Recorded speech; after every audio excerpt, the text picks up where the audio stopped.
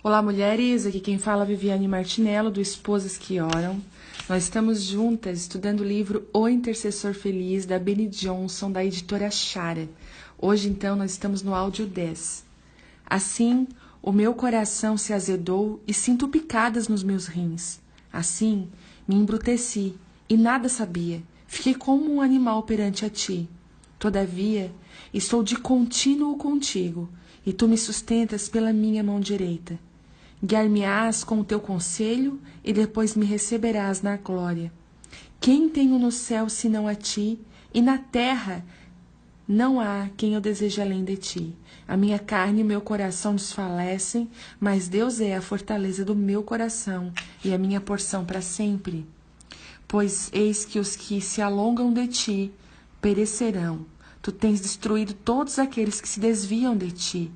Mas para mim, bom é aproximar-se-me de Deus. Pus a minha confiança no Senhor Deus para anunciar todas as tuas obras. Salmos 73, 21. Podemos perceber o coração e a mente do salmista mudando. Podemos entender o que acontece depois que ele passa um tempo no terceiro céu. Nesse lugar, nossas perspectivas mudam. Elas precisam mudar. Tudo de menor valor que entra na presença de Deus é descartado e deixa de ter importância. Tudo o que desejamos é o Senhor, e podemos declarar assim como o salmista: quem tenho no céu senão a ti, e na terra não há quem eu deseje além de ti. A minha carne e o meu coração desfalecem, mas Deus é a fortaleza do meu coração e a minha porção para sempre. Salmos 73, 25. Não significa que os problemas desapareceram, mas sim que temos uma perspectiva celestial e que Deus tem tudo sob o seu controle. Esse também é um lugar de autoridade para o cristão, assentado nas regiões celestiais com Cristo Jesus. Efésios 2:6. Não é apenas um lugar de perspectiva divina. Trata-se de um lugar de afirmação das conquistas de Cristo no Calvário. Meu marido declara o seguinte: olho para cima antes de olhar para baixo.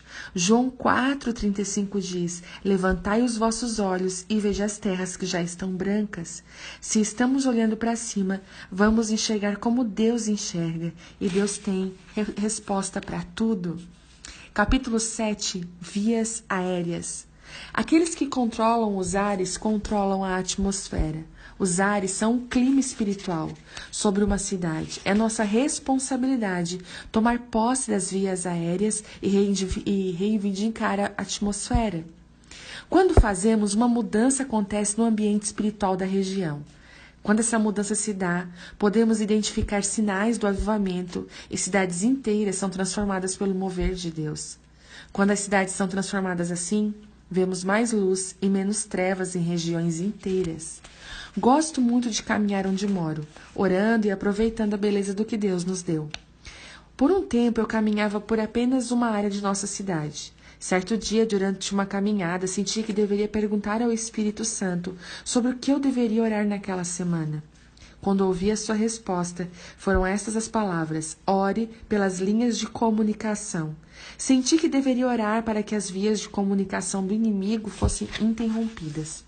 Logo, sem saber direito como orar, mas reconhecendo a instrução que o Espírito Santo me dera para aquela semana, acabei a minha caminhada com o propósito de orar acerca dessa nova estratégia. Quando voltei para casa naquele dia, liguei a televisão em um canal de notícias chamado Fox News. Nessa época, a guerra do Iraque havia acabado de começar. Então o repórter disse as seguintes palavras: o líder que é responsável por todas as vias de comunicação do Iraque acabou de ser preso. Bem, o mínimo que posso dizer é que fiquei feliz e soube novamente que o Espírito Santo estava confirmando as suas palavras. O que eu não sabia naquele tempo era que essa estratégia de oração se tornaria uma das mais importantes na minha vida de intercessora, interromper as linhas demoníacas e liberar totalmente as linhas divinas de comunicação. Durante nossa viagem para Moçambique, em 2007, isso se tornou mais evidente. Estávamos com Roland e Heidi Baker no Iris Ministries e eles nos pediram para comparecer em seu retiro de equipe e pediram que meu marido desse uma palavra para o grupo. Roland e Heidi e sua equipe internacional se encontraram uma vez por ano para orar juntos e compartilhar experiências vividas. Foi um tempo extraordinário, em que pude me sentar e ouvir os milagres que eles estavam presenciando em todo o mundo. Na nossa primeira noite durante o jantar, nos sentamos perto de duas mulheres que haviam acabado de começar um ministério com as crianças no Sudão. Ouvimos por meia hora elas derramarem seus corações com histórias de coragem, milagres, riscos e curas com as crianças e com elas mesmas. Foi algo maravilhoso de se ouvir. Muitos as chamariam de tolas por irem para um país que é extremamente instável. E eu estava impressionada com a felicidade que sentiam. Elas nasceram para ver o reino de Deus na terra, e era fácil perceber isso. Durante a nossa conversa, uma das mulheres usou a expressão se apossar de montanhas. Em seguida, ela disse algo um tanto reflexiva. Aqueles que controlam os ares controlam a atmosfera. E eu concordei completamente. Quando falo de vias aéreas, estou falando da atmosfera espiritual que se instala sobre uma cidade. Existem poderes espirituais que governam sobre cidades e regiões, e esses poderes podem controlar a atmosfera. Há muitos anos percebi que estávamos nos apossando das vias aéreas da nossa região, tomando posse da atmosfera da nossa região. Algumas das coisas que estávamos vendo nas ruas por meio de nossas equipes ministeriais eram aumento de milagres, transformação das escolas, favor e portas abertas. Havia uma unidade acontecendo dentro do governo da nossa cidade e entre os cristãos. Tornou-se fácil entrar em um restaurante e encontrar pessoas com suas Bíblias sobre as mesas ou ouvir conversas sobre o que Deus estava fazendo. Muitas histórias que você lerá neste livro são o resultado da apropriação da atmosfera espiritual na nossa cidade. Guerras nas regiões espirituais. Vamos analisar com mais profundidade o que a Bíblia tem a dizer sobre esse assunto. No capítulo 10 do livro de Daniel, ele recebeu uma mensagem, mas precisava entendê-la. Então Daniel começou um jejum de 21 dias, e no final do jejum, um anjo lhe apareceu e disse: Não temas, Daniel, porque desde o primeiro dia em que aplicaste o teu coração a compreender e a humilhar-te perante o teu Deus, são ouvidas as tuas palavras, e eu vim por causa das tuas palavras. Daniel 10, 12. Nesse caso, um anjo foi enviado para entregar a Daniel o entendimento da mensagem. Mas o príncipe demoníaco que estava no controle havia resistido àquele anjo por 21 dias. Ele precisou que Miguel, o anjo guerreiro, viesse ajudá-lo na batalha contra aquele príncipe da Pérsia. O anjo mensageiro foi enviado no comecinho do jejum de Daniel, mas demorou 21 dias para que a mensagem fosse entregue, com a ajuda de Miguel. Existe um mundo real e invisível ao nosso redor que afeta o mundo visível. Agora vamos avançar um pouco mais para o que compreendemos como podemos orar e permitir que a esfera espiritual afete positivamente o mundo físico ao nosso redor. Uma das crenças que temos aqui na Bethel é que precisamos infiltrar o sistema. Precisamos ser como fermento bom. Mateus 13:33 diz, outra parábola lhe diz, o reino dos céus é semelhante ao fermento que uma mulher toma e introduz em 3 medidas de farinha, até que tudo esteja levedado. Quando nós colocamos em nossas cidades como fermentos, toda ela será afetada, inclusive a sua atmosfera. Os batimentos cardíacos do céu. Alguém pode questionar como saber que tivemos êxito em controlar as vias aéreas? Quando eu era criança, passava muito tempo observando as pessoas. Eu era muito curiosa. Creio que essa curiosidade é um dom. Ela é extremamente útil para a intercessão. Eu ainda a uso. Podemos descobrir muito e simplesmente ouvirmos e observarmos, se prestarmos atenção a tudo o que está acontecendo ao nosso redor e em nossas cidades. Lendo o jornal, juntando pedaços de informação que nos deixem saber que Deus está se movendo e nos dando posse da nossa região. Como intercessores, conhecemos a importância de descobrir as estratégias do céu para tudo aquilo que estamos orando e a importância de certificar de que as batidas do coração do céu estão em nossas orações. Como não amar essa expressão, as batidas do coração do céu? Um homem em nossa igreja morreu por uns 4 minutos e voltou a viver. Ele disse que visitou o céu durante neste tempo. Uma das coisas que nos contou foi que o céu tinha um som muito alto, tão alto que era necessário ter novos ouvidos. O céu era repleto de intercessão. Foi aí que ele começou a chorar e nos pediu que não parássemos de interceder em unidade com o céu.